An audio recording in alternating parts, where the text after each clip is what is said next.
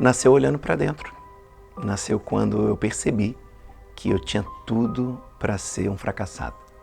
E aí, olhando para essa dor, eu imaginei, será que todos são favoritos? Obviamente não. Na verdade, todos beiram ao improvável, né? Poucos são favoritos. E aí eu comecei a perguntar para pessoas como elas se sentiam. E a partir desse dia eu decidi escrever o livro para dar passos, ensinar as pessoas a dar passos. Eu sou muito pragmático, né? Eu gosto de falar e mostrar como uma pessoa. Eu gosto do como, né? Eu gosto da essência e do como. Então, o que eu fiz? Decidi escrever 10 capítulos de como você vencer sem ser um favorito. Por isso a revolução dos improváveis. Eu sou improvável porque, desde pequeno, eu cresci sem a figura masculina dentro da minha casa, né? Então, para quem entende um pouquinho só de paternidade, sabe que isso já é um rombo imenso, né? E você cresce esperando ser amado por alguém.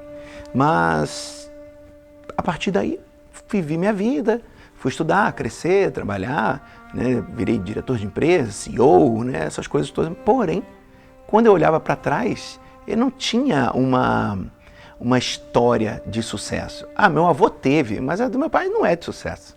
Eu sou fruto dele, né? Então, olho para a família da minha mãe e vejo que eles vieram de uma comunidade, né? De Morros, no Rio de Janeiro, isso em 1950 e poucos. Então, quando eu olho o cenário da minha família, né, é um cenário de fracasso. E eu decidi romper com essa história, ouvindo uma vez um grande empreendedor que tem negócios em mais de 100 países. Ele fala o seguinte: a tua vida muda quando uma revolta se estabelece. E aí eu falei, revolta? Não, uma revolução. É revolucionar, é passar desse ponto, transformar totalmente, 180 graus. Por isso que é a revolução dos improváveis. Bom, se nós olharmos sob a ótica que o livro quer tratar, que é a revolução pessoal, após essa revolução vem a vitória. E depois da vitória, você precisa manter a sua vida no topo, né? Entendendo que lá é rarefeito o ar, que tem poucas pessoas, né? Mas o que eu quero passar é que todo mundo pode vencer sem ser um favorito. Os improváveis que venceram que mais me inspiram... Michael Jordan, pensa, o maior jogador de basquetebol da história, foi reprovado. Foi tirado do time porque falaram que ele não jogava. Aí ele foi lá, começou a treinar horas e horas, voltou pro time, do time foi o maior campeão, o melhor jogador da história, né? Tem outros que ganharam mais títulos, mas ele é o maior jogador da história. Outra pessoa é o Steve Jobs, né? Hoje nós usamos quase tudo, né, da Apple. Ele era um filho que a sua mãe não queria. Então ela falou, olha, eu não vou abortar, eu vou esperar nascer e vou doar para uma família. E ele vai lá, é doado para uma família. A partir daí, ele cresce na garagem de uma casa, ele começa a revolução, né, de um grande improvável. Como Jordan começou no treinamento, Jobs começou numa garagem, né? Tem também Davi, que é o caso mais emblemático. E aí, o Revolução dos Improváveis, ele é todo inspirado em Davi. Então, ali em 1 Samuel 16, tem muitos segredos, mas muitas chaves. E ali eu escrevi o livro inteiro, mostrando que Davi, sendo pequeno por fora, era gigante por dentro. E é isso que eu quero ativar. Eu quero ativar o gigante que está dentro de você. E o Revolução dos Improváveis é a centelha que vai fazer você pegar fogo. Não é uma continuação do Vida Poderosa, porque Vida Poderosa fala de processos, né, para uma vida de sucesso, mas já para alguém que já está mais na frente, né, para uma vida já estabilizada, é mais para um líder, para alguém que já está vencendo, pode ser assim. Mas o Revolução dos Improváveis não, eu volto na fonte. Então é um livro para todos, porque ele mostra o início, né, de como uma pessoa que é improvável, como uma pessoa que não é favorita vai poder vencer na vida. E a sua história de vitória? Como que você define desse homem improvável para um vencedor? Eu também sou uma história de alguém improvável, né? Fui criado pela minha mãe e recebia as finanças que vinham do meu pai, que eles sempre foram uma família muito abastada, mas eu não queria dinheiro, eu queria presença. É a presença que discipula, que mostra o caminho, que faz com que a gente se torne parecido com alguém. Então, dentro de mim, né, existia uma dor, existia um rombo emocional, porém um dia encontro Cristo e Ele supre essa carência paternal e me mostra o quê? todos os tesouros que eu tinha aqui dentro. Então pensa comigo, dentro desse improvável, dentro dessa pessoa que a sua mãe teve que ficar 6 meses deitada, grávida dele, para ele não ser abortado, porque o médico virou para minha mãe e falou, olha, nós vamos tirar a criança para salvar você. Ela falou, não, vamos morrer nós dois então, ou nós dois vamos nos salvar. E ficou 6 meses deitada para que eu não fosse abortado. Então eu já sou improvável desde a concepção, né? Mas, como Deus fala, antes da concepção ele já sabia quem eu ia ser. E dentro desse cara tinha negócios, família e, para mim, o maior empreendimento, né, da minha vida, que é algo totalmente para além de mim, que é a Power Church, que é fundar uma igreja, né, que pensa no outro. Né? Hoje nós somos milhares de pessoas que fazemos parte da Power. Isso começou dentro de um improvável. E é interessante isso porque eu fui órfão, né?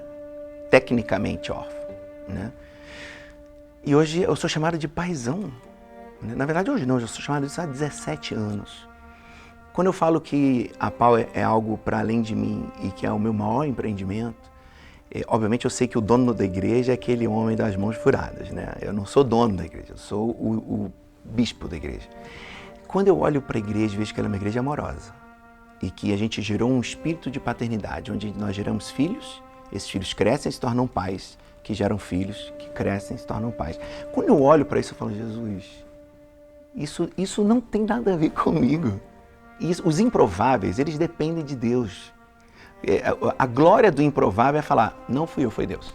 Mas ele tem que existir porque Deus... Por que Deus usa os improváveis? Porque Deus só tem improvável para usar. Deus não usa favorito. Favorito não precisa de Deus. Parou para pensar? Então, esse livro é a chave que vai abrir a porta para você deixar sair toda a grandeza que está dentro de você. A revolução vai começar.